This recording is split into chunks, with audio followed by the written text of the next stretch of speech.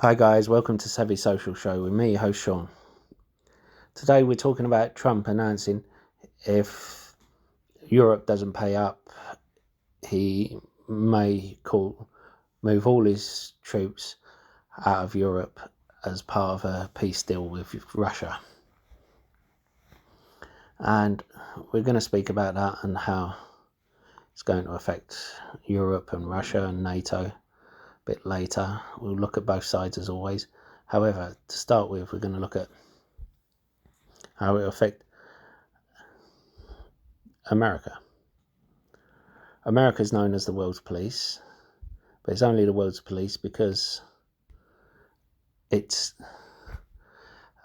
got bases all around the world, which benefits America just as much as it benefits those countries around the world. For instance, whenever there's an incursion or a war, it already has troops in the vicinity, so it can be there straight away, rather than having to travel there all the way from America, having to refuel and send resources in advance, which takes time, takes money. Now, we saw this with the Houthi attacks, where the UK and the US were able to be there straight away and help stop it fairly quickly. And there's been numerous times this has happened. And with China-Taiwan escalation looking on the cards, I don't think this would be a sensible option for them. Another option would be the fact that the debt, this is a national debt clock in real time. You can see the numbers just wheeling up and up and up. When you're the world's police, you get a preferential rate on your debt, purely because you force everyone else to use your currency, so then your currency is more in demand, so other countries will buy your debt, and it's kind of a quid pro quo. There are other things as well. If you recall, if he's going to pull out, let's take UK for instance, if he's going to pull out Trident, if he's going to pull out,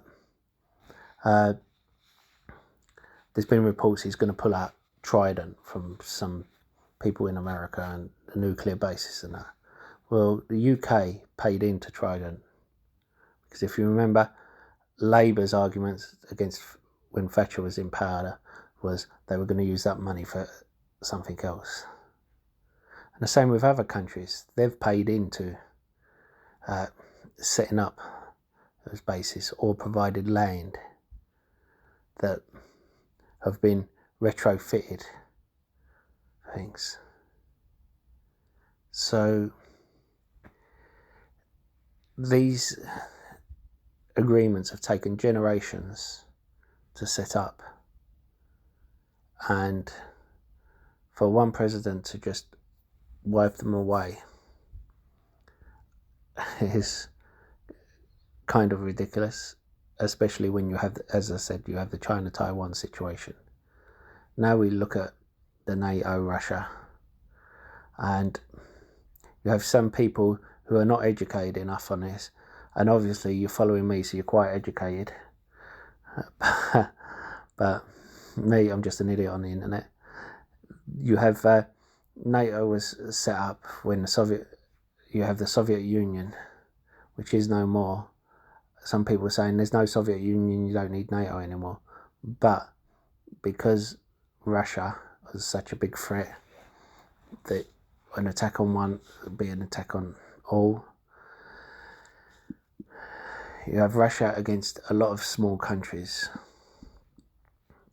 and you've seen it before where they attacked Georgia and attacked other small countries that were pre-Soviet Union that were not in NATO. And what happens if attacks Latvia or one of the other NATO countries, and America has pulled out. It's a bit different if you've got American fighter jets over and American troops in there versus when you don't have those. But saying that, it doesn't mean NATO will be toothless. NATO will not be as strong, obviously, because you wouldn't have the military war machine now, but you will still have the Allied war machine of Europe, which is still a massive war machine and would still, in my opinion, be stronger than Russia.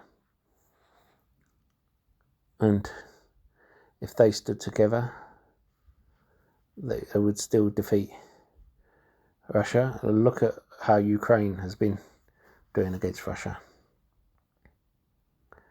Now, if you recall, a couple of years ago and last year I did a model where if China attacked Taiwan, how America would come out on top. It would be on its knees, but it would defeat China. The problem is, if they pull out of NATO, I would have to rerun that model, purely because I don't think America would be as successful. It would be a lot harder for them. Firstly, they would not have NATO behind them. Secondly, they would not have all the bases around the world. And the next point is, would they consider them?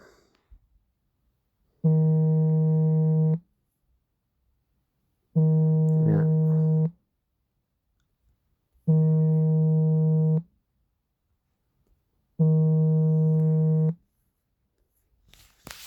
Well, this is what we need to. This is what we need to look into. And these are things that the president should be looking into before making a decision. This isn't just we're spending so much money on NATO. The other countries are not. The other countries are also spending a lot of money on NATO. Now, I get he wants them to spend their fair share, but America would lose out as well they would lose out by removing all their troops. They would lose their international power and their influence and authority.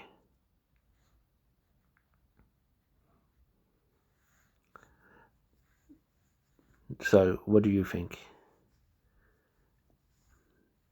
Do you think it would be the end of NATO, that if America pulls out and NATO pulls its bases away and Russia attacks one of the Baltic states, the rest of the European countries will go, I'm not sending my people over there to defend them? Or do you think the NATO countries will stand together and fight?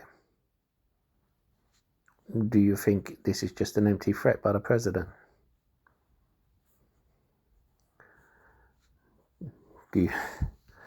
Whatever it is, I feel that this is a silly threat, because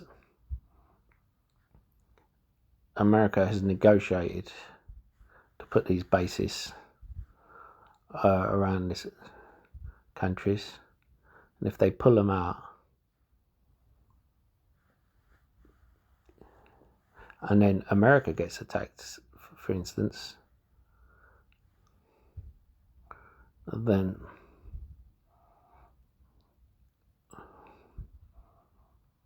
or America goes into a war, then why would one of the European countries follow them into war? If they're not going to defend them anymore. Let me know your comments down in the comments section. Don't forget to hit the like button and share the video, and don't forget to check out links in the description below for free shares. Don't forget to buy me a coffee app. Thank you for those who have used it already. I'll see you in the next video.